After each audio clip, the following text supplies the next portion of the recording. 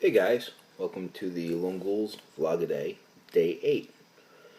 Um, so, uh, my friend Savon, who's been in a couple of my videos, suggested to me that I tell this story as a vlog. And it's the story of why I don't fly. I never liked flying. I was always afraid of it. I'm under the firm belief that if man was meant to fly, we'd have evolved wings. Um, like the other creatures that fly. We didn't. I don't see, I mean, I understand aerodynamics and stuff, but I don't know. I just don't trust it. It's an irrational fear. That's why it's a phobia. But I never cared for flying. So I didn't get on a plane the first time till I was about 18, 19, and some friends were going to go to Disney, and I wanted to go. But they were flying, and if I wanted to go, that's what I had to do as well. So I did it. I did not enjoy the experience. I was a nervous wreck the entire time. And I'd say the latter half of my vacation was uncomfortable because I dreaded the return. It was all-consuming. It was my thought that I had to do it again, going back. So, I mean, I still wound up enjoying my time, but, it was just that creeping thought in the back of my mind that made me nervous. So, several years later, I was convinced by the person I was seeing at the time to do it again. And I guess enough time had passed that, when you have kind of a traumatic experience, but after some time passes, you say, well, maybe it wasn't as bad, this and that, whatever. It was just me. I got through it once, blah, blah, blah.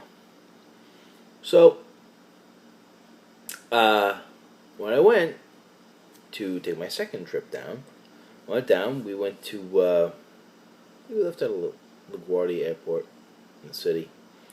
And, as we went down and we're taxiing to the runway, we had to wait like a really long time. And as we turned to take off, I looked out the window. I saw smoke, and I said to the girl I was dating, I said, "Oh, it's kind of weird. You see, those the big buildings in the city. How the hell do they put out a fire? That high up, the hoses don't reach, blah, blah, blah, blah, blah." And it was like, we were just kind of like, oh, yeah, it's kind of a good question, blah, blah, blah, whatever. I mean, I know they have sprinkler systems and stuff, but if you have a major fire, the sprinkler system, I don't know, it's going to do it, whatever. So we didn't think anything of it, and we took off. Some point into the trip, the captain came over the loudspeaker and said that the smoke that we saw when taking off was because a plane had hit the World Trade Center. And at that point, I guess nobody really knew what had happened. So, as we were on the plane, they were kind of giving us updates because they didn't know, what was going on. They came on again and made an announcement that the second plane had hit and that it was, a supposed terrorist attack, or that it was a terrorist attack. And that there were several other, like, plane missing and this and that and stuff. I guess it was, the one that went down by D.C., whatever it was. So, they said basically the instructions that the pilot was given was to continue on to Orlando and just await further instructions. About that time, I guess who was in charge of the FCC, maybe, declared no fly. And, they told us to land at the Delta hub in Raleigh, Durham, because it was not an international, um, not an international airport. I guess for security reasons, they thought it was better.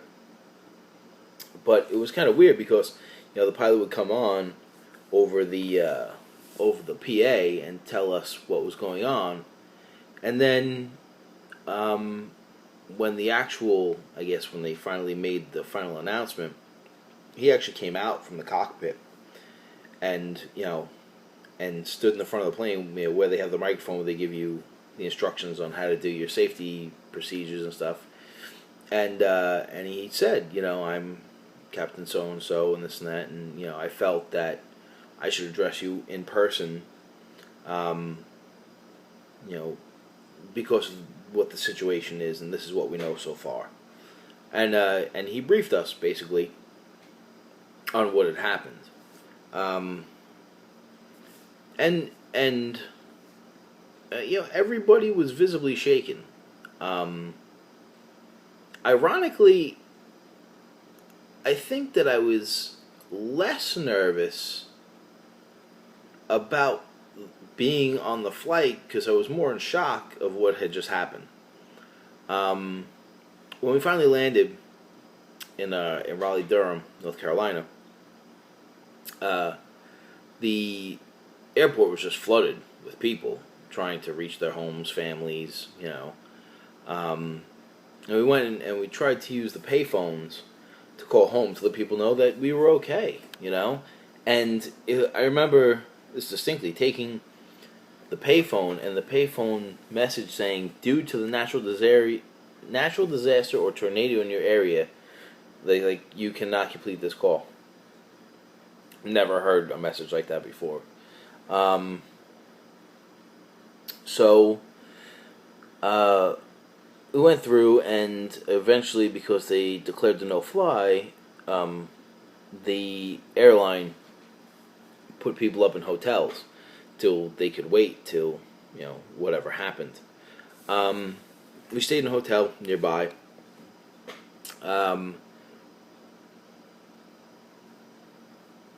When we went there, actually, it was kind of an interesting postscript. They put everybody on these these carrier vans to move them to the different hotels and stuff. And when we got into the hotel and finally checked in that afternoon, I was watching the local news, and I actually saw myself in the background, loading our baggage into one of the vans, which was weird seeing yourself on TV when you had no idea even what was going on. I had no idea there was reporters there. I was so concerned with just finding a place to stay.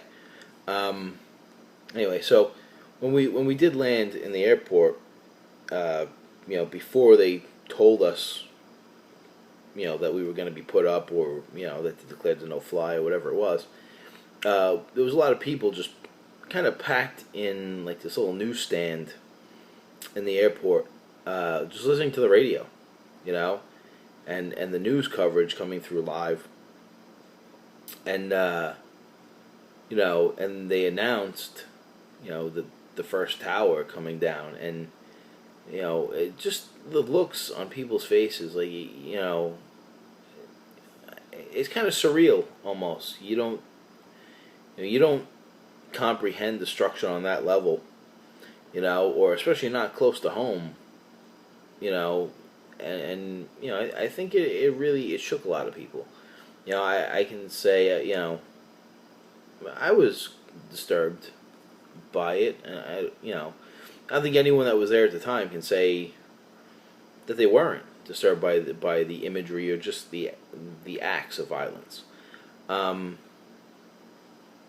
So we finally got to the hotel and checked in, and stuff, and we were there a couple of days because they basically said that we called Disney, and Disney said that we could continue and they would postpone our trip. But obviously, seeing as we were from New York, we didn't want to do that. We wanted to go home.